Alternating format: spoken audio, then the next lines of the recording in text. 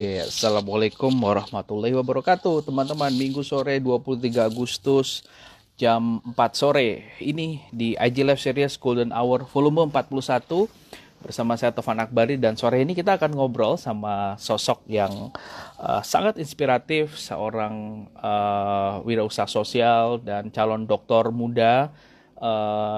Beliau namanya Mbak Disa Ahdanisa. Jadi saya kenal sosok Sri Kandi hebat ini beberapa tahun lalu, namun baru setahun belakangan ini akrab dengan suaminya, akhirnya juga nyambung dengan istrinya Mas Hijrah, dan Mbak Disa sudah langsung bergabung. Terima kasih.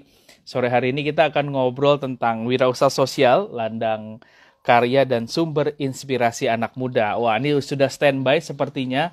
Saya langsung invite aja biar kita ngobrolnya bisa seru gitu ya, dan banyak yang dibicarakan. Saya pin dulu komennya. Oke, saya langsung invite.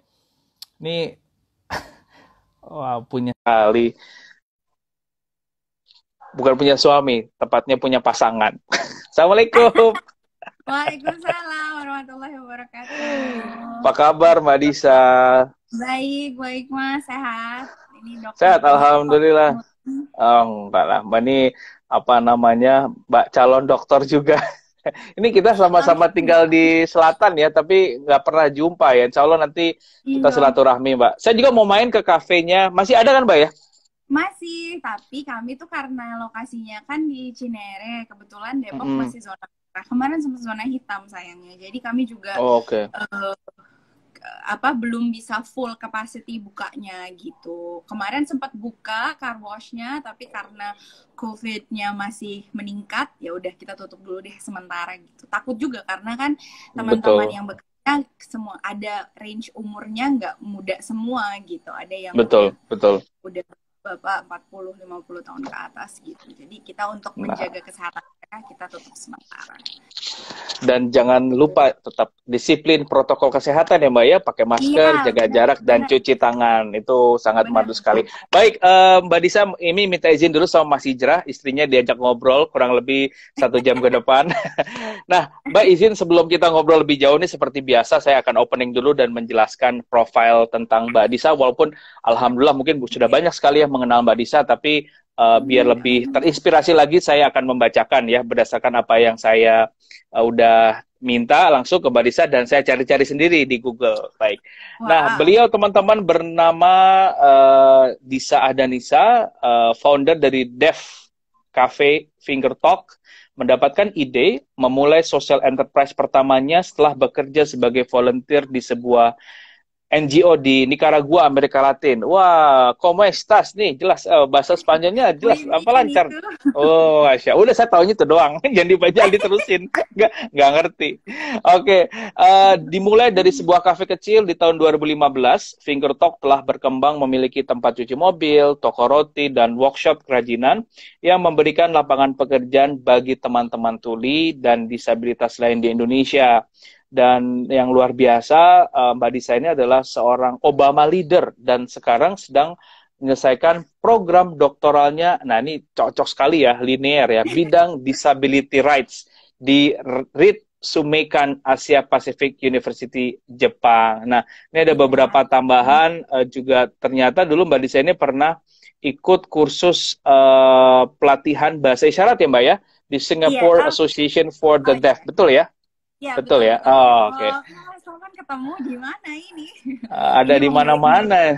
Iya, ngulik-ngulik. Dan 2016 lalu, September 2016, di Laos, bisa menghadiri konferensi inisiatif pemimpin muda Asia Tenggara.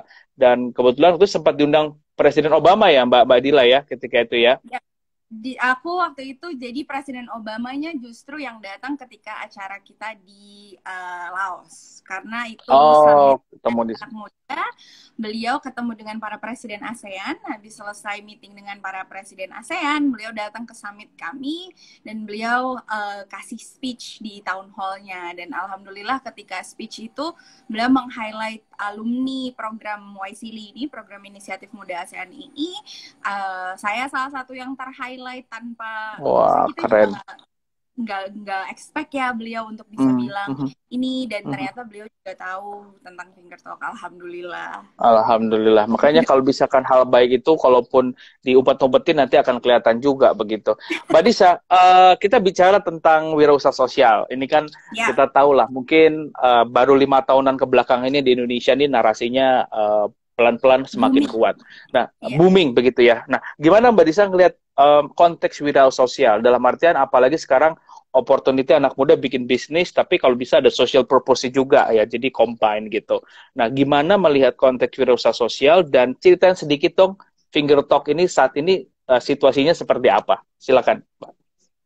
Sebenarnya mungkin aku sendiri juga ketika memulai Finger Talk itu kita nggak tahu namanya adalah sebuah social enterprise. Kita hanya Hmm. ingin membuat sebuah kafe. Awalnya kan kafe, ingin bikin kafe yang teman-teman tuli, teman-teman tunarungunya bisa bekerja di situ. Mhm. Karena kebetulan waktu itu sekitaran tahun 2014, 2013 di sekitar rumahku juga aku lihat banyak teman-teman tuli yang mohon maaf bekerja sebagai tukang parkir.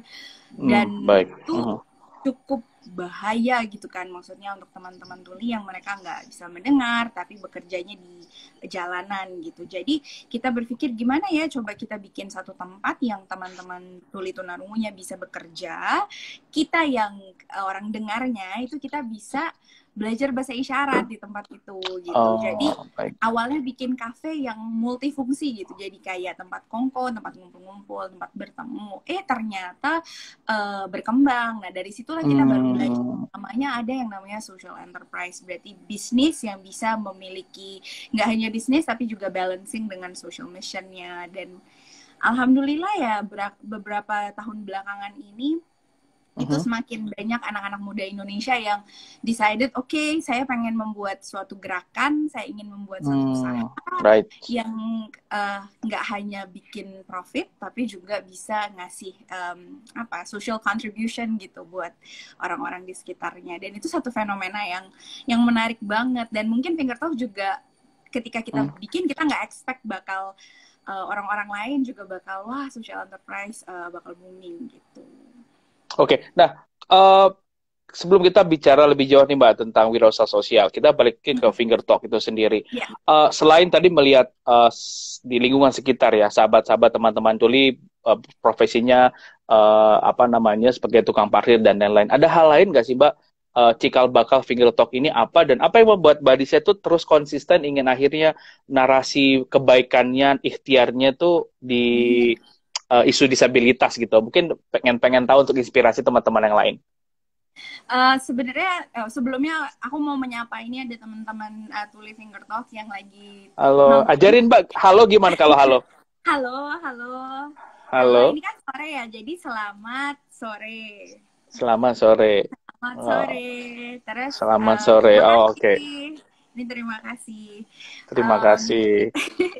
Jadi sebenarnya sih kalau buat Finger Talk sendiri, awalnya itu aku memulai memang ada interest untuk belajar bahasa isyarat. Akunya pribadi gitu. Dari Hmm. kecil memang suka bahasa, dan ketika aku Hmm. kecil umur 10 tahun itu pernah diajak ibu untuk ikut bakti sosial di salah satu panti jompo di dekat rumah. Dan ketika di panti jompo itu untuk pertama kalinya aku ketemu dengan seorang kakek-kakek, opa-opa yang dia ternyata Hmm. tuli tunarungu, dia nggak bisa mendengar. Oh, Aku kan oke. anak kecil yang umur 10 tahun yang wah aku pengen ngobrol sama semua Penuh orang dengan gitu. curiosity gitu ya. Iya banget, semua disapa kayak hai aku Disa gitu. Terus tiba-tiba bertemu dengan opa ini dan dia kayak aku nggak bisa ngomong, jadi dia dengan isyarat mulutnya dia bilang aku nggak bisa Mhm. dengar kamu gitu. Terus aku sebagai seorang anak 10 tahun langsung, hah, ini opa ini nggak bisa mendengar gitu. Terus gimana dong, aku pengen ngobrol. Akhirnya beliau ajarin lah alfabet bahasa isyarat Indonesia. Itu kali pertama Hmm. seseorang tuli tunarungu dan di situ belajar bahasa isyaratnya gitu. Di usia Pertama kali. 10 tahun persis ya. Iya, Oke. tapi cuma belajar ABCD aja sih. Dan dari situ aku berpikir, wah ini keren banget ya, bahasa isyarat tuh bisa bikin aku komunikasi sama opa ini gitu. Karena beliau ngajarin aku nama aku Mas. Jadi DISSA gitu.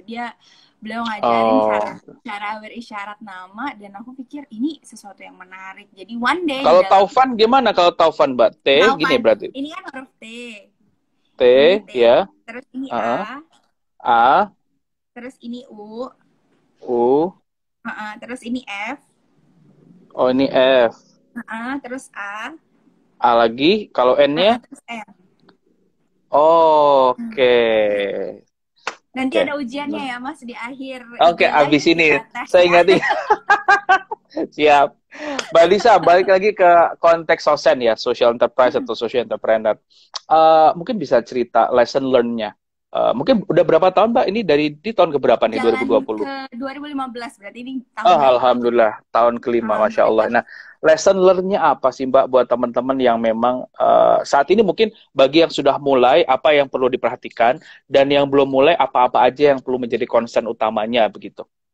Oke, mungkin lesson learn-nya satu, kita sebagai, kalau kita ingin memulai, mulai aja dulu gitu. Literally benar-benar tanpa sponsori a certain company gitu, tapi emang Ya. tagline mulai aja dulu tuh sesuatu yang kita para social entrepreneur juga apa ya, consider itu penting, karena kalau kita Dengan mikir segala keterbatasan yang ada ya. iya, iya, iya. Karena kan kita mikir, aduh uangnya dari mana, atau ininya dari mana. Aku pun ketika aku memulai Finger Talk, kita juga berpikir apa yang harus kita punya. Kita harus bisa bahasa isyarat, berarti aku belajar bahasa isyarat. Kita harus punya modal untuk membuat kafenya, berarti aku cari modalnya gitu. Jadi kita list apa sih yang kita punya dan apa yang kita butuhkan gitu. Jadi Betul. mungkin kita harus tahu kemampuan kita juga. Terus satu lagi, aku orang kan selalu bilang gimana sih ngebalance social missionnya dengan bisnisnya gitu.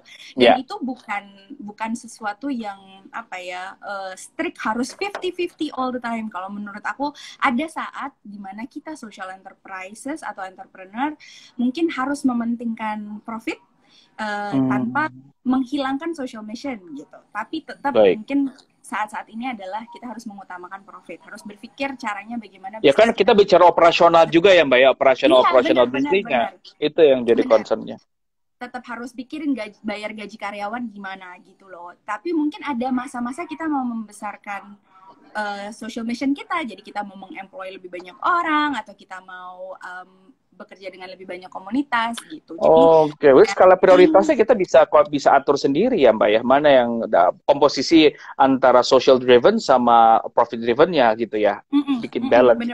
Oke. Kalau aku mungkin aku adalah orang yang belajarnya sambil on the job training kali ya Mas, karena sebelum bikin Finger Talk aku tuh nggak tahu sama sekali tentang si social enterprise ini gitu. Jadi sembari mengerjakan Finger Talk sembari belajar juga, dan karena Finger Talk juga bekerja sama dengan teman-teman tuli, jadi kita juga harus belajar tentang teman-teman tuli, tentang budaya mereka, tentang bahasa mereka. Jadi ada ekstra belajar juga gitu. Jadi really never stop learning. Dan mungkin satu lagi lesson learn yang aku sangat-sangat pengen apa ya kasih tahu adalah harus istiqomah, harus konsisten. Masya Allah. Sesuatu nggak akan instan. Dan mungkin kita anak zaman now, anak milenial nih berpikir, oh kita bikin hari ini, besok udah sukses, besok udah bikin impact, besok kita udah di mana-mana gitu. Jadi aku nggak mau meromanticizing social enterprises ini gitu. Ini hard work, dan banyak orang-orang yang sudah pendahulu kami ini yang udah sukses, tapi itu mereka mengerjakannya dari 10 atau 20 tahun ke belakang. Jadi ini it's a long term proses. Dan yang Mas Taufan upload di IG konten It's You versus You, quote-nya Mas Taufan hari ini yes banget ya. Itu resonate banget sama kita semua, karena kita bersaing dengan diri kita. Social enterprise ini kita melihat terusnya di dalam diri kita, nggak usah yang lain udah kayak gini, yang udah kayak gini gitu. Akhirnya bisa sendiri. Jadi at the end of the day we finding our own peace ya, dan kedamaian itu ketika kita berhasil apa ya, bisa measure ya dari kita tahun ke tahun itu seperti apa, nggak sibuk ngurusin orang lain gitu. Kan teman-teman sekarang tuh ini. Anyway, Mbak, ini menarik banget ya. Kita akan ngobrol lebih dalam lagi kalau bicara konteks disabilitas. Ini kan narasinya beberapa tahun ini juga semakin kuat begitu ya. apa concern utama Mbak dari teman-teman disabilitas dan bukan hanya teman-teman tuli ya, tapi konteks disabilitas secara umum, apa yang menjadi concern utamanya saat ini? Kalau aku juga, karena aku juga masih belajar masuk di dunia ini juga sebagai seseorang yang buta sama sekali awalnya, dan aku belajar dari teman-teman tuli, dan sekarang karena ngambil program doktoralnya juga tentang human rights dan disability Betul, rights. betul. Aku melihat mungkin sebenarnya di Indonesia kita sedikit sekali penelitian tentang disability rights atau teman-teman disabilitas yang bisa mengeksplor sebenarnya teman-teman disabilitas ini sudah sejauh mana sih hak-haknya dipenuhi misalnya, atau mereka sebenarnya butuhnya apa, karena narasi-narasi tentang disabilitas ini kebanyakan seperti oh kasihan ya gitu, oh mereka miskin ya gitu, narasinya kayak narasi negatif atau narasi yang harus dikasihani. Padahal mungkin teman-teman disabilitas butuh kesempatan, butuh kesetaraan dalam bekerja, dalam pendidikan yang bisa bikin mereka di frontliner gitu, orang-orang terdepan. Mungkin mereka bisa jadi dokter, mereka bisa jadi lawyer, dan ada teman-teman disabilitas Indonesia yang punya akses untuk sekolah, untuk bekerja, tapi itu sedikit, itu bukan majority gitu loh. Teman-teman yang disabilitas yang lain, terutama di daerah di luar Jakarta atau di luar Pulau Jawa, masih sulit untuk mendapatkan sekolah yang aksesibel atau pekerjaan yang aksesibel gitu. Oke, kalau mimpi besarnya Fingal Talk sendiri apa Mbak? What is your big dream ya dengan ini? Mungkin the biggest dream adalah kita bisa jadi bagian dari Indonesia yang lebih inklusif gitu. Dan itu dari mana aja gitu bisa jadi Indonesia menjadi lebih inklusif dalam dalam artian pekerjaan untuk teman-teman disabilitas jadi lebih banyak, kesempatan teman-teman disabilitas, informasi gitu, akses informasi juga jadi lebih terbuka. Nah, Finger Talk tuh ingin jadi bagian dari itu. Exactly di mananya mungkin kita bisa membantu membuka lapangan pekerjaan gitu untuk teman-teman. Sekarang kita dengan teman-teman tuli dan ada disabilitas daksa juga gitu. Jadi kita mencoba doing our part supaya Indonesia bisa menjadi lebih inklusif di masa depan. Mudah-mudahan in the near future ya, Mas. Jangan lama-lama. Sure. Gitu. Insya Allah ya, kalau niat baik, apalagi sekarang narasi gotong royong antar kita juga semakin menguat gitu ya. Dalam artian kita sadar juga ya Mbak ya, nggak bisa sendirian hari gini ya. Kita harus saling bantu, saling menguatkan, saling mengingatkan gitu. Dan saya senang banget nih teman-teman. Akhirnya saya juga bisa kenal baik sama Mbak Disa, Mas Hijrah, karena saya sosoknya udah tahu juga sudah lama ngikutinnya gitu ya. Karena ya katanya kalau misalkan energi baik itu akan ketemu dengan energi baik ya. Jadi ya kita dipertemukan, nah insya Allah. Mbak Disa begini. Aku yang pengen belajar malah sebenarnya. Jadi ini aku lagi aku nanti juga karena menjadi host Golden Hour yang baik. Banyak makan, Mbak. Banyak makan, banyak ngemil. Itu aja udah kuncinya. Makanya badan saya segini-segini aja. Susah banget suruh olahraga. Anyway, Mbak Disa, nah ini tanya ke personal sedikit ya. Karena mungkin ini untuk teman-teman, terutama wanita ya. Saat ini yang masih ragu, gue lanjut S2 nggak ya? Atau mungkin S2 dulu atau nikah dulu ya?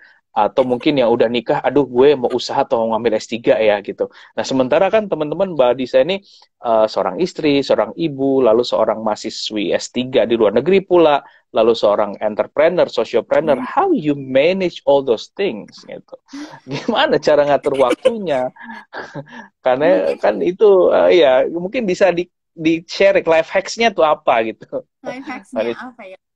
Sebenarnya ini it's the same question to you juga sebagai seseorang banyak role-nya Sertaufan ini loh. Jadi aku juga amazed ya. Mungkin aku dikelilingi oleh orang-orang yang yang kalau multitasking mungkin ya multitasking, tapi role mereka juga di mana-mana. Dan apa ya, life hacksnya mungkin instead of time management mungkin kita harus doing energy management. Itu aku juga baru belajar. Jadi bukan konsisten waktu tapi energi kita tuh sebenarnya paling pol di mana, karena ada orang cerita dong Mbak, karena nggak banyak orang yang menyampaikan jawaban ini ketika saya tanya pertanyaan yang sama. Apa sih energi management tuh apa sih? Jadi aku juga baru belajar akhir-akhir ini juga Mas, Hmm. gara-gara Hmm. one day ketika menulis disertasi, mungkin Mas Taufan bisa relate juga, Aduh, aduh itu udah stres. stuck banget sih, I will udah never nggak come mau back. lagi gitu. Ya, jadi kayak apapun yang aku lihat itu udah nggak mau lanjut gitu, nggak. Jadi gimana caranya mungkin waktu itu aku take a break, aku nonton YouTube-nya pun aku Hmm. mencari ngebahas productivity, yang ngebahas ya life hacks mereka, tapi nggak semua video di situ bisa kena gitu. Yang aku paling kena adalah ada salah satu YouTuber cerita tentang time management versus energy management gitu.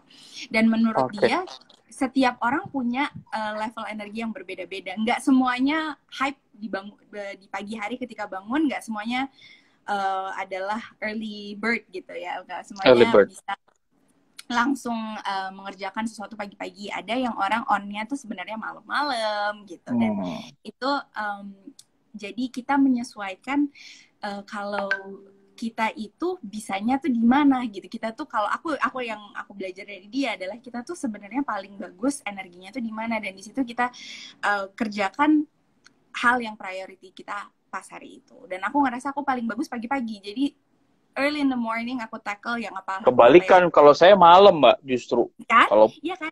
Terus kalau aku betul. bilang kalau misalnya orang yang malam apa itu lebih bagus dari yang pagi, atau yang pagi lebih bagus dari yang malam, kan nggak juga kan Mas. Maksudnya semua orang punya level ininya berbeda-beda gitu. Kalau menurut aku ya, Oke. dan tapi aku juga masih belajar sih. Kadang-kadang juga kayak ini gimana ya. Benar, ini topik yang menarik. Kalau saya udah lama banget nggak baca tentang energi manajemen, tapi pernah baca. Tapi karena tadi Mbak Disa bahas lagi, nanti saya juga mau belajar lagi. Mungkin seru juga kalau nanti kita bahas lebih dalam. Iya Karena iya iya itu Mas. not just time management, instead of lot of stressful situation sekarang. Yang penting Iya. itu tadi energi manajemen begitu ya. Nah, Karena maaf Mbak Disa, ya silakan. satu lagi mungkin kalau udah energinya hilang, maksudnya energinya Mhm. udah turun, fokus juga pasti turun, konsentrasi pasti turun, mau ada to-do list 10 biji juga nggak akan bakalan Iya, bisa kerjain gitu. Jadi berdasarkan pengalaman pribadi, lebih bagus kita tahu kapan energi kita paling on, dan mungkin waktu itulah kita ngerjain priority kita gitu. betul sekali, Mbak. Thank you jawabannya Yes. untuk pertanyaan yang baik. Nah, ini saya baca di profilnya Mbak Disa dulu sebelum memulai ini bekerja di bank di Singapura ya, Mbak ya? Ya, Betul ya? betul. Ini keren nih Ketahuan. teman-teman. Ninggalin kerjaan korporat, ya kalau saya ditanya lah kerja di bank terus di Singapura, lu nggak usah tanya gajinya berapa, googlingnya sendiri itu udah banyak. Nah, tiba-tiba banting setir gitu, nih keluar dan akhirnya memilih jalan yang bahagia lah. Menurut saya kan Amin, doing insya good is Allah. something itu yang bikin kita happy gitu. Apa sih Mbak pertimbangannya gitu? Dan apa inspirasinya gitu? Kenapa mau ninggalin korporat terus ke sosial gitu? Sebenarnya mungkin pada waktu itu aku juga nggak langsung bikin finger talk terus ya udahlah kerjaan kantor ditinggalin, enggak. Jadi ketika awal-awal bikin finger talk itu memang aku juga masih di Singapura. Jadi tahun pertama finger talk itu ya tahun pertama finger talk kan kita bikin 2015, aku resign dari Singapura itu 2016. Jadi ada setahun yang aku double kakinya ngerjain finger talk Oh, juga, nice. ngantor juga. Jadi kebetulan karena di Singapura, jadi Senin sampai Jumat aku di Singapura bekerja dari kantor. Jumat malam itu cari pesawat murah pulang sampai di Indonesia. Jadi weekend ada di Finger Talk, Sabtu, Minggu sore langsung berangkat lagi ke bandara, Senin udah masuk kerja gitu. Jadi luar biasa. ada tuh kayak gitu tektokan Jakarta Singapura. Dan karena mungkin waktu itu juga awal-awal finger talk, jadi aku juga ngerasa kita harus cari bentuk kayak sendiri gimana. Waktu itu mulainya Mbak atau ada co-founder mulainya waktu itu? Sendiri waktu itu sendiri, dan tapi alhamdulillahnya didukung oleh ibu kan kebetulan punya yayasan rumah tafis, ada anak-anak ustadz dan ustazah yang bantu doa juga, jadi doanya mungkin langsung ke langit ya. Luar biasa. Saya nggak tahu juga nih. Ya, titip doa dong buat saya biar nyampe nebus langit. Siap. Jadi itu ada banyak banget yang bantuin, termasuk komunitas tulinya, termasuk yang ngajarin ngajarin aku bahasa isyarat gitu. Ibu Pat namanya, beliau tuli, dan beliau pinjemin tempat beliau waktu kita mulai finger talk di awal. Jadi biaya yang kita keluarkan juga nggak terlalu banyak gitu. Jadi kita berusaha karena cost juga harus dihemat-hemat. Aku juga sembari bekerja, sembari nabung gitu. Jadi gimana caranya kita bisa efektif dengan cost yang rendah gitu. Nah, at one point mungkin setelah setahun aku realize aku harus fokus gitu. Jadi yaudah, mari kita resign. Bismillahirrahmanirrahim, kita resign dari Singapura waktu itu 2016. Oh, itu belum ketemu suami ya ketika itu ya, 2015 ya? Masih disimpan di balik langit suaminya ya, biar bisa fokus. Mbak Disa, nah ini saya juga mau nanya, nah dalam membangun wirausaha sosial itu kan sosen ya, wirausaha sosial itu ada cerita sedihnya, cerita dukanya, cerita di mana ada titik gue stop deh, males gitu, capek gitu, sampai akhirnya bisa ada bounce back momennya tuh, ada nggak sih yang bisa diceritain dari Finger Talk ini? Atau mungkin cerita ajaib lah mungkin ya, silakan Mbak.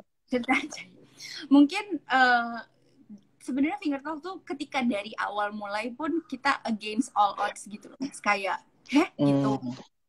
Jadi ya gitu, karena mungkin sebenarnya nggak banyak kita di Indonesia yang punya bekerja sama, mungkin bisnis yang bekerja sama dengan teman-teman waktu itu ya, teman-teman tuli atau teman-teman disabilitas. Tapi ketika di awal, karena saya waktu itu sempat ke Nicaragua, sempat volunteer di sana, dan di Nicaragua ketemu sebuah kafe yang actually mereka teman-teman tulinya bekerja di sana. Saya ke kafe itu, saya coba pesan dan saya lihat dengan mata kepala sendiri, bisa nih gitu. Jadi mungkin itu salah satu awalnya motivasi yang bikin ayo pasti bisa gitu. Jadi even di tengah-tengah selama 5 tahun ini, di tengah-tengah ada kayak ya udahlah, capek ngelihat role model kita di Nicaragua, sampai hari ini nama kafenya Cafe de la Sonrisa, sampai hari ini kita masih kontak-kontakan. Mereka maju terus gitu, mereka 3 tahun lebih tua dari kita, dan mereka kasih semangat gitu. Jadi kita juga sangat semangat, dan kita lihat teman-teman kru Finger Talk ketika awal kita buka mungkin sedikit kurang pede gitu, ketika ketemu dengan orang-orang dengar, malu, mundur ke belakang gitu. Sampai ada cerita ketika kita soft opening, kita udah ready nih, udah di training teman-teman punya, dan soft opening itu kan kita hanya buka untuk teman-teman, family, friends gitu, jadi orang-orang yang kita kenal. Jadi ketika aku buka pintu kayak welcome gitu ke Finger Talk, ini soft opening, itu yang awalnya teman-teman tuli itu ada di belakang aku, pas aku buka pintu orang-orang datang, aku nengok ke belakang, mereka udah lari ke belakang kitchen gitu. Ini cerita yang aku suka bagi, karena waktu itu aku nggak sadar dari perspektif mereka ini sesuatu yang besar gitu, untuk bertemu dengan begitu banyak orang gitu. Dan mereka belum pernah. Aku tanya kenapa, kita belum pernah ketemu dengan orang dengar gitu sebanyak ini. Deg-degan, kita nervous, of course gitu kan. Aku pun nggak sadar waktu itu. Jadi mungkin setelah itu aku juga belajar untuk melihat dari perspektif mereka. Alhamdulillahnya sekarang mungkin setelah 5 tahun ke depan mereka lebih pede kalau ada media yang datang. Mereka juga berani untuk ngomong, untuk berisyarat, untuk bilang. Total ada berapa krunya, Mbak?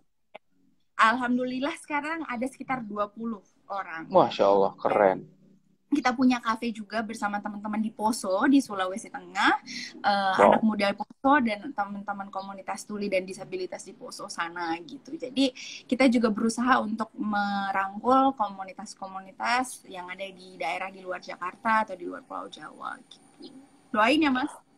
Pasti, selalu doain, insya Allah. Mungkin nanti disusul oleh beberapa kota yang lain ya Mbak Disa ya.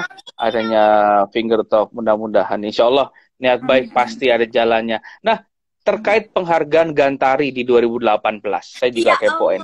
Ini beneran dokter nih yang nge-research dokter ini beneran. Apa itu penghargaan Gantari dan kenapa parameter apa seseorang bisa mendapatkan penghargaan itu gitu. Jadi biar teman-teman bisa tahu juga nih. Silakan, Mbak.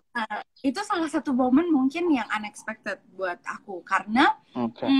penghargaan Gantari itu adalah sebuah penghargaan yang diberikan bagi teman-teman disabilitas atau ally atau apa ya, pemerhati, pendukung, supporter teman-teman Oke. disabilitas di Indonesia. Dan itu diberikan oleh waktu itu kita penghargaan Gantarinya diberikan oleh Bang Andi Noya, salah satu Mbak Andi. mentor aku juga. Betul. Dan apa ya, ketika hari itu tim Metro TV juga bilang, Mbak Disa bisa nggak datang nih, kita ada namanya Gantari gitu untuk penghargaan bagi teman-teman disabilitas, Mbak Disa mau kita undang untuk nonton. Surprise dong berarti ya. Sangat senang ya disuruh nonton teman-teman disabilitas, banyak guru-guru aku, banyak role model, jadi kayak banyak ini loh Mas, banyak senpai apa ya, banyak senior yang senpai ya. Banyak senior yang aku hormati dan aku pengen ngasih selamat sama mereka juga, pengen kenalan sama yang aku belum kenal. Dan jadi ada waktu hari itu ada 4 teman-teman disabilitas yang dapat penghargaannya, ada teman tuli, ada teman daksa, jadi berbagai macam disabilitas. Nah yang kelima ini rewardnya dibilang untuk para apa ya bahasanya ally gitu, jadi yang pendukung teman-teman disabilitas gitu. Terus disebutkanlah orang ini belajar di Australia, belajar di Jepang, terus bekerja membuat sebuah kafe. Terus aku ingat banget pergi bersama, diundang ke Metro TV, aku bawa adekku dan teman aku, kita bertiga udah lihat-lihatan kayak itu Uni gitu. Jadi adekku tuh udah kayak terus kayak bukan. Terus ketika dipanggil Disa, aku tuh nggak expect, bener-bener deh shock banget. Jadi jadi nggak ada speech, acceptance speech atau apa, itu on the spot, dan aku pakai bahasa isyarat sedikit untuk bilang terima kasih sama teman-teman tuli dari Sabang sampai Merauke waktu itu, dan aku kayak blank banget, isyaratnya Sabang apa? Itu 2018 berarti udah nikah berarti ya Mbak ya? Belum, mau nikah Mas. Baru mau nikah ya? Mas Hijrah harusnya salah nih. Harusnya Mas Hijrah pakai momentum Gantari buat ngelamar di balik panggung. Jadi viral. Viral ya. Iya, jadi viral. Oke, luar biasa Mbak, sangat menginspirasi. Alhamdulillahnya sih. Jadi abis itu sama Bang Andi juga, Bang Andi nggak kasih tahu ini, terus kata dia hahaha. Memang surprise. Nah Mbak Disa, sekarang kita ngobrol tentang bahasa isyarat. Nah, urgensi seperti apa sih saat ini teman-teman yang non disabilitas untuk belajar bahasa isyarat, dan apa yang menjadi catatan penting kalau kita menguasai bahasa isyarat gitu, dan siapa aja sih yang harus menguasai bahasa isyarat gitu, mungkin buat insight teman-teman nih. Ya benar. Sebelumnya mungkin nggak banyak yang tahu kalau bahasa isyarat itu setiap negara berbeda. Seperti bahasa spoken gitu, bahasa yang diomongin ada bahasa Cina, bahasa Jepang, bahasa Perancis, bahasa Inggris. Nah, setiap negara punya bahasa isyaratnya masing-masing, karena bahasa isyarat itu juga menggabungkan unsur budaya, unsur bahasa daerah ada di dalamnya gitu. Jadi aku pun juga sembari belajar ya sama teman-teman tuli, belum pintar-pintar banget, tapi ketika aku di Singapura, aku belajar bahasa isyarat Singapura untuk berkomunikasi dengan teman-teman tuli di Singapura gitu. Nah, ketika di Indonesia, aku belajar bahasa isyarat Indonesia atau Bisindo. Dan bahasa isyarat Indonesia alhamdulillah sekarang sudah mulai banyak tempat khususnya, banyak teman-teman tuli yang upload konten either di YouTube atau di Instagram untuk kita bisa belajar.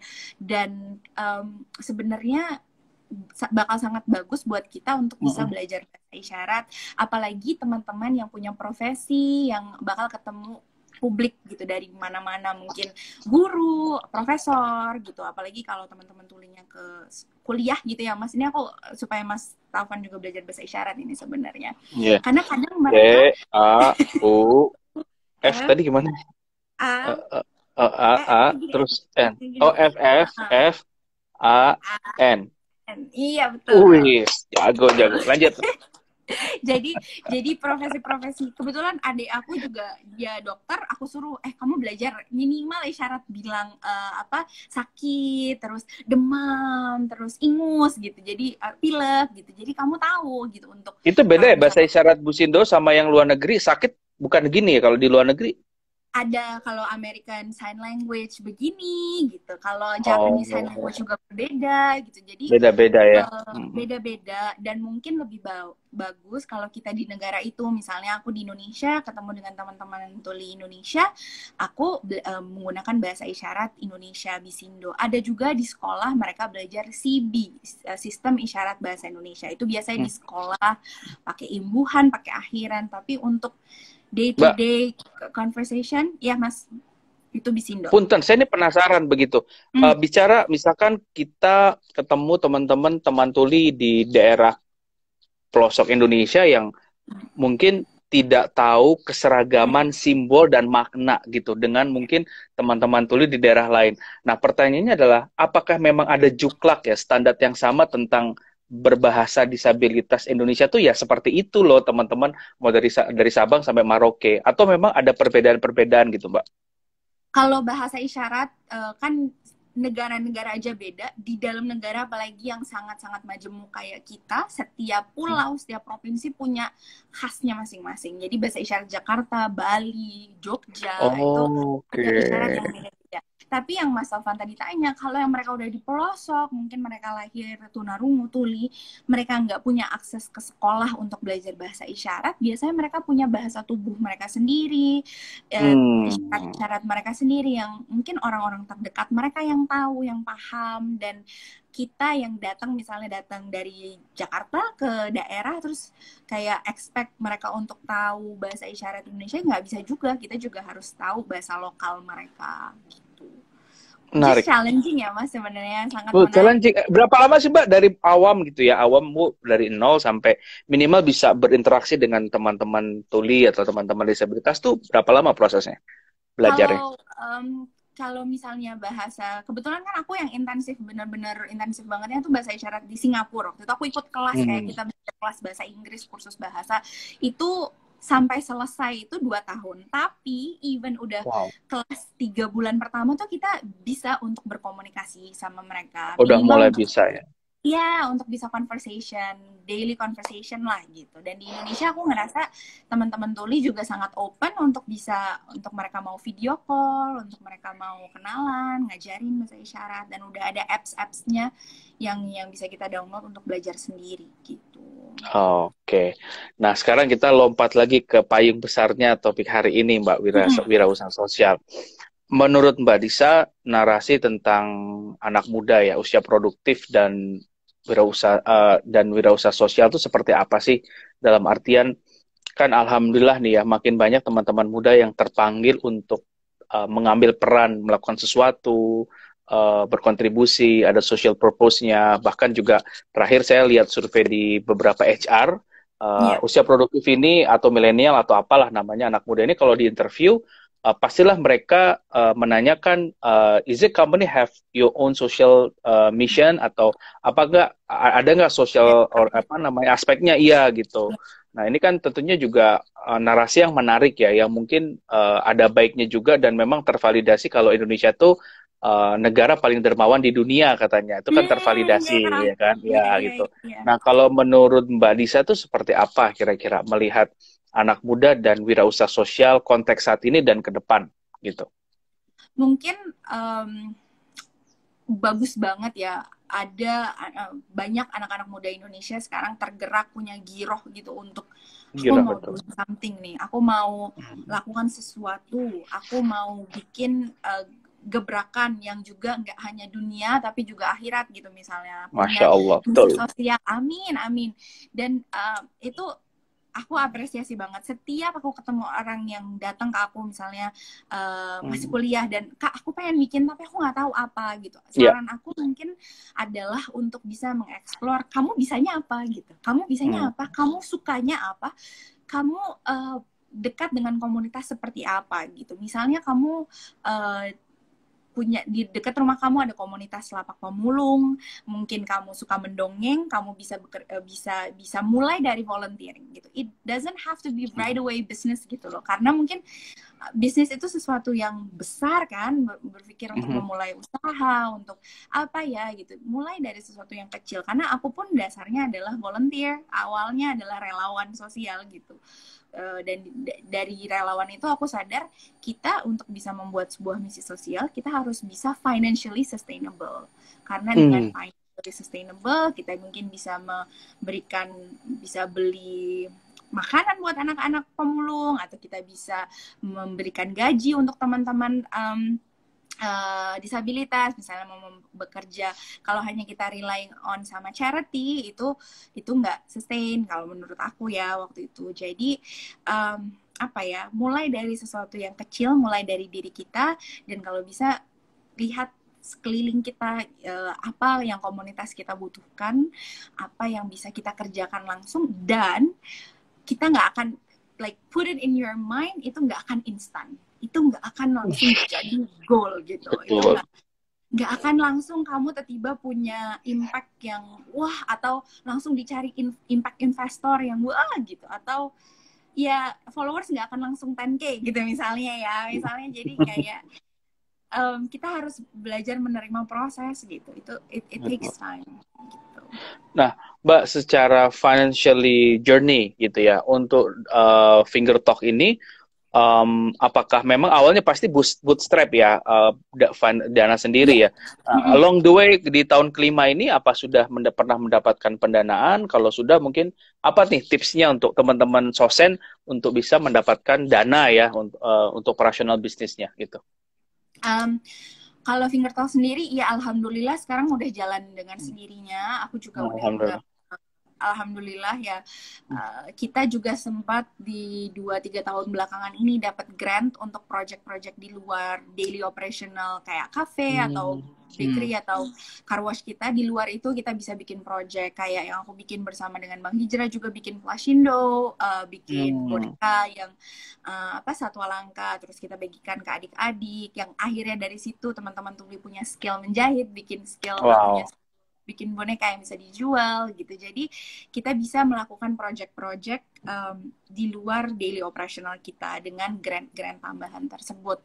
Nah, mungkin tipsnya adalah tunjukkan hasil yang udah kita bikin gitu.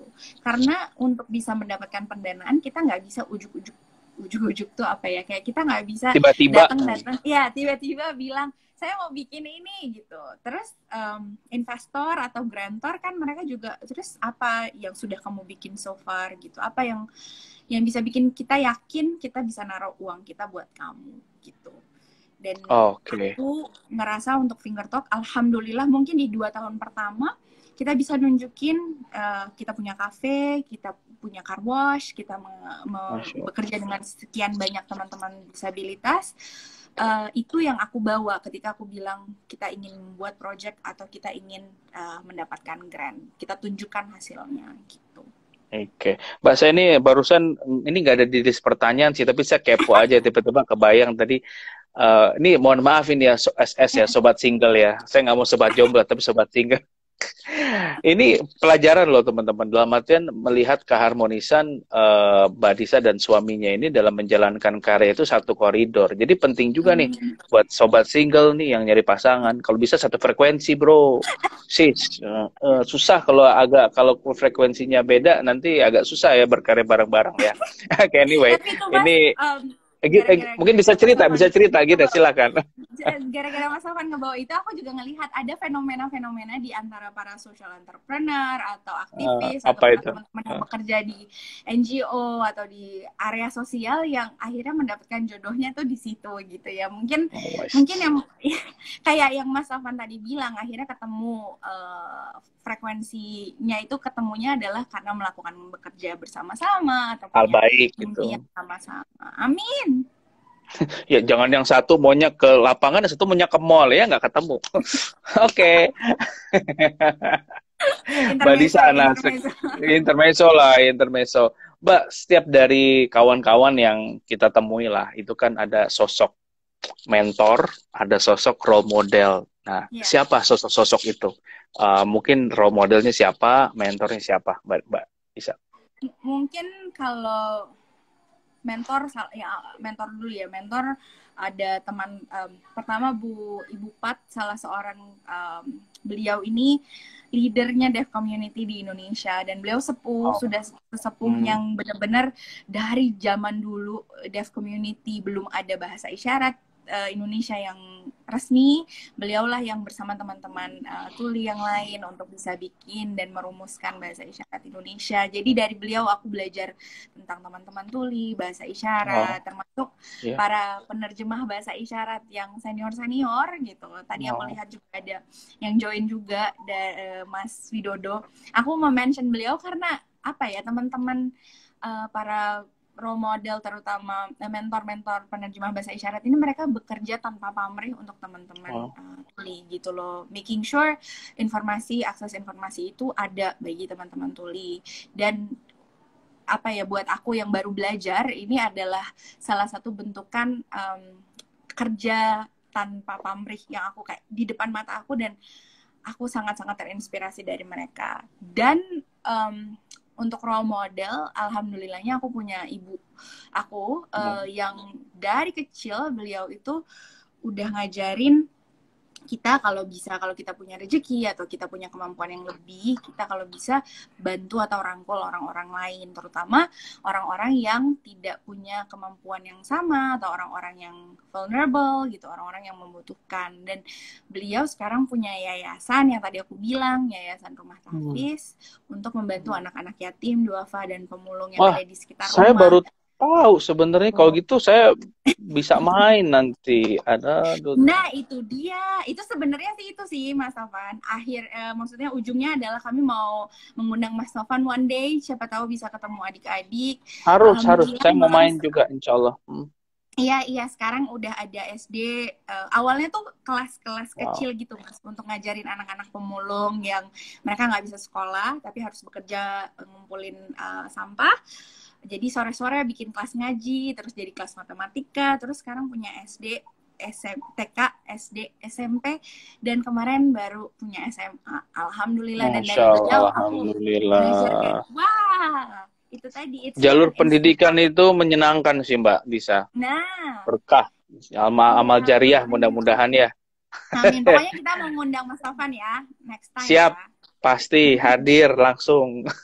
Makasih. Pokoknya teman-teman, ini juga mungkin filosofi persahabatan yang mungkin bisa ini juga. Kalau udah kenal orang, saya nganggapnya saudara, Mbak Disa. Jadi apapun lah, mau ada urusan, nggak ada urusan, yang penting ya udah kita saling memberikan kebaikan lah gitu, insya Allah ya. Jadi titip salam buat mamahnya, ini pasti sosoknya luar biasa, Mbak Disa. Untuk ibu mertuanya Mas Hijrah nih. Oke, Mbak Disa nih nggak kerasa tinggal 12 menit lagi, tapi saya mau nanya pertanyaan yang mungkin bisa dijadikan inspirasi ya, terkait what is your personal values, Mbak. Karena kalau saya lihat nih begini, ada orang yang mengerjakan hal baik, tapi perangainya kurang menyenangkan atau kurang baik begitu. Nah, kalau saya yang lihat Mas Hijrah, Mbak Disa, ya alhamdulillah mengerjakan hal baik, tapi karakternya tuh juga baik gitu ya. Maksudnya ini air mukanya tuh kelihatan suka wudhu begitu kalau kata Mas Hijrah. Ya, gitu maksudnya cerah gitu ya. Iya, dan atraktif gitu ya, enak gitu. Orang tuh mau ngobrol juga adem, nyaman. Values-nya apa sih, Mbak? Apa nilainya Mbak Dila lah dalam berkarya itu apa aja? Apa ya? Aku ditanyain kayak gitu, belum pernah loh, Mas. Ada yang nanya kayak personal values kamu apa sih?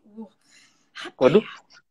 Jadi maksudnya itu kayak pertanyaan yang sangat prinsipal yang mungkin sebenarnya aku punya jawabannya, cuma karena nggak pernah ditanyain, sekarang aku deep gitu menggali apa sih. Mungkin yang pertama, aku juga masih belajar ini karena aku diliatin ibuku yang bekerja sama di yayasan gitu.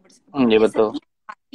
Itu mungkin salah satu yang dia bilang adalah ketika kamu ketika ngomongin halo, orangnya datang barusan dibalas. Iya, padahal nyimak tuh di samping. nyimak. Ada komentator. Iya, suami istri tuh, teman-teman, suami istri pakai bajunya boleh berwarna sama-sama. Lu belum jadi aja udah pakai baju warna-warna sama. Dia sadis Bercanda ya. banget. Mas Tovan ini ada yang gitu ya, curhat ya. DM ya, sobat singlenya ada yang nge-DM. Iya, biasa senang aja ngeledekin. Nanti kita ngobrol Mas Hijrah, siap. Atau nuhun. Apa ya Mas, mungkin istiqomah. Personal values-nya adalah apa yang udah dikerjakan, itu pilihan kamu, really do it gitu. Do your work, do it best. Bener-bener kerjain dan nggak boleh kayak ya kan tapi capek kan tapi ini gitu, tapi kan udah dipilih, ini jalan hidup kamu gitu loh. Dan aku juga mungkin dididik kayak apapun yang kamu achieve sampai sekarang itu atau apapun yang you right now, aku sekarang, mungkin aku yang sekolah, aku yang punya anak, aku yang bikin finger talk, adalah itu semua pilihan aku gitu. Jadi aku nggak boleh nyesel, aku nggak boleh nyerah, aku nggak boleh give up gitu, nggak boleh kayak capek.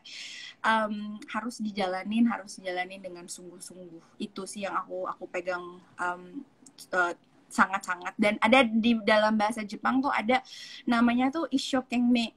Isshokenme tuh kayak dengan sungguh-sungguh gitu, dengan sungguh-sungguh, yang kita nggak boleh ngerjain semuanya half-ass, nggak boleh setengah-setengah, pokoknya harus Isshokenme, harus gambar. Kalau kata udah Fuadi Umanjada Wajada ya, siapa yang bersungguh-sungguh dia yang itu ya. Ini versi Jepangnya, Waduh, luar biasa.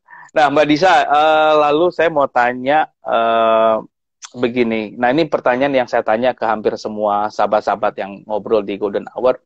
Imajinasi Mbak Disa sendirilah ya, apabila melihat konteks Indonesia saat ini ke depan tuh maunya dilihat sebagai negara yang seperti apa sih? Karena kalau kita lihat big picture as a nation branding Indonesia ini kalau saya ngelihatnya masih belum kelihatan ya, belum valid apa. Kan kalau Amerika they have their own dream, big dream, American dream, China, India dan berbagai negara maju. Kalau Mbak Disa ini apa yang ada di bayangan gitu ke depan? Insya Allah suatu saat Mbak Disa masih hijrah, saya doakan menjadi tokoh, jadi pemimpin yang lebih besar ya. Nah, kan tentunya punya mimpi besar juga, tempat tanah kita berpijak tuh negeri yang seperti apa gitu. Silakan Pak, kita berimajinasi nih. Bebas mau jawab apa. Mas tahu nggak, pertanyaan ini ya pernah ditanyain, tahu another person yang pernah nanyain ini adalah tim White House-nya Presiden Obama waktu itu. Jadi ketika aku kan sebelum ini ada Mas Ari nih, kebetulan founder Good News from Indonesia nih dari Surabaya nanti malam. Nah, gitu. Jadi lanjut Mbak. Pertanyaan ini resonate banget ketika tahun 2016 yang acara di Laos itu.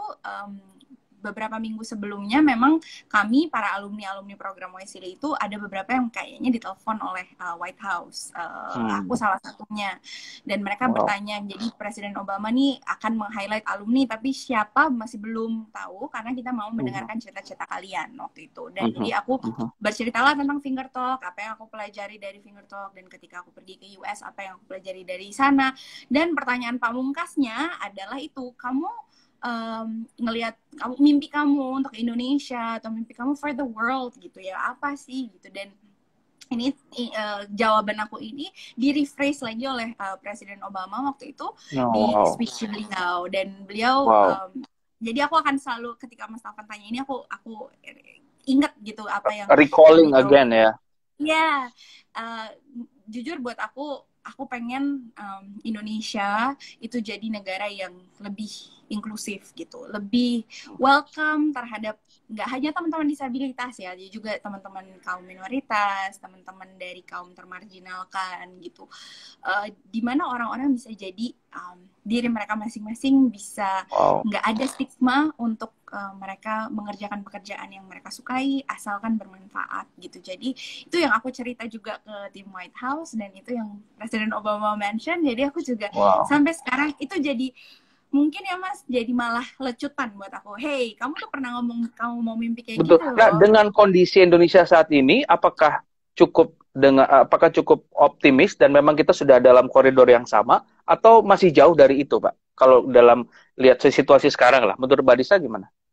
Insya Allah mungkin dibanding 10-20 tahun ke belakang kita cukup meningkat, gitu. Especially karena teknologi ya, karena social media, jadi akses untuk informasi untuk teman-teman disabilitas atau teman-teman di pelosok-pelosok pun menjadi lebih terbuka. Tapi aku ngerasa kita masih bisa doing more gitu. Kita masih bisa bukan berarti kita ongkang-ongkang kaki dan bilang ini bisa kok tercapai kalau kita gitu. No, we still have to do our work. Para researcher tetap harus nge-research bagaimana caranya Indonesia menjadi lebih inklusif. Para aktivis tetap harus memperjuangkan hak-hak asasi manusia teman-teman yang termarginalkan gitu. Dan kita para anak muda harus tetap berusaha mengerjakan apa yang bisa kita kerjakan untuk Indonesia. Masya Allah, luar biasa. Sesuai dengan pertanyaan ini, merdeka. Waduh. Nah, pertanyaan terakhir sekaligus closing statement, ada namanya golden message. Nah, kalau golden message ini sekarang beberapa episode ini saya bikin spesifik untuk 3 target. Nah, yang pertama, pesan terbaik Mbak Disa untuk adik-adik kita nih, mungkin kita sebutnya dengan centennials atau alpha atau apa, yang saat ini ada di bangku SMP, SMA, atau kuliah. Nah, yang kedua, untuk teman-teman sepantar kita nih, yang milenial ujung begitu ya, yang sedang berjuang, baik ada di working millennials atau aktivis atau apapun, entrepreneur. Nah, yang ketiga, untuk senior kita. Nah, pesan oke. Nah, sekarang untuk adik-adik kita dulu, Mbak Disa, silakan. What is your golden message untuk mereka? Ini ditanyanya out of the blue, aku pun kayak, mungkin aku harus udah prepare ya Mas ya. Mungkin aku harus kayak kemarin golden hour-nya. Kayaknya Bang Hijrah nggak ditanyain gitu deh. Iya, karena baru 2 hari nih. 2 hari ini. Jadi aku ini ya trial termasuk mungkin untuk adik-adik belajar, jangan pernah berhenti belajar gitu. Even mungkin adik-adik yang nggak lagi di sekolah, mungkin nggak bisa sekolah, nggak punya kesempatan untuk sekolah, bukan berarti kalian harus stop belajar. Kesempatan itu pasti ada. Kita bisa belajar dari siapa aja. Kita bisa belajar dari ayah ibu kita, mentor kita, dan karena aku ngerasa eventually apa yang kita pelajari itu pasti akan berbalik dan pasti akan ada gunanya buat kita di masa depan. Gitu. Wow. Untuk untuk teman-teman milenial, itu aku kayak ngomong ke diri aku sendiri ya. Life might be hard gitu, especially buat teman-teman milenial yang lagi between jobs, yang lagi jadi parents, tapi sandwich generation katanya, sandwich generation. Yes, harus berpikir dengan semua, membantu orang tua, membantu adik-adik, membantu anak sendiri gitu loh, punya keluarga sendiri. Kita harus working together gitu. You cannot really do everything alone, dan aku ngerasa banget mungkin sekarang kita millennials, we share our problems dengan di social media juga gitu. Jadi have a good support system, even buat kita yang ngerasa ngapain orang gua nggak susah-susah amat hidupnya gitu. Eventually you will need a good support system untuk membantu kita ngelewatin masa-masa sulit, apalagi di tengah pandemi seperti ini. Betul sekali. Karena itu juga message yang aku suka omongin ke diri aku sendiri. You have to have a good support system. You have to appreciate who you are. Untuk senior, aku ngelihat catatan aku apa ya. Untuk senior kita, terima kasih telah mewariskan dunia ini kepada kami. It's not a perfect world, but we'll take it. Mungkin apa ya Mas, matur nuwun. Insya Allah kalau bisa di-share ilmunya untuk kami para anak-anak muda, we are very happy to listen, we are very happy to work with you guys, dan aku tahu banyak dari kita millennials yang bisa belajar dari para senior kita. Wah, ini suaminya I'll be your good I'll be support your system. Ya good iyalah, suaminya itu udah pasti kudu wajib.